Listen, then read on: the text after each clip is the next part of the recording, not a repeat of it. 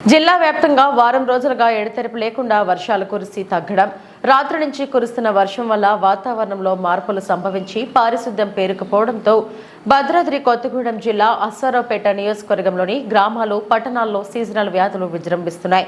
Dengue, malaria జ్వరాలు విస్తరించడంతో ఆసుపత్రులన్నీ రోగులతో కిటకిటలాడుతున్నాయి. జ్వరాలతో గ్రామీణ ప్రాంత ప్రజలు వణికిపోతున్నారు. దగ్గు, జలుబుతో పాటు ఇతర లక్షణాలు ఉండటంతో అనేక మంది ఆసుపత్రులను ఆశ్రయిస్తున్నారు. ప్రభుత్వ, ప్రైవేట్ ఆసుపత్రుల్లో ప్రతిరోజు వందల సంఖ్యలో పేషెంట్లు చికిత్స పొందుతున్నారు.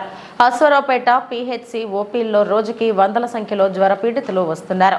ఇప్పటికైనా గ్రామాల్లో పూర్తి స్థాయిలో వైద్య శిబిరాలు ఏర్పాటు చేసి ప్రజలను అప్రమత్తం చేయాల్సిన అవసరం ఎంతైనా ఉందని, దీనికి తోడు గ్రామ పంచాయతీ పాలక మండలి పారిశుద్ధ్యంపై ప్రత్యేక దృష్టి సారించి వ్యాధుల నియంత్రణకు కృషి చేయాలని ప్రజలు కోరుకుంటున్నారు.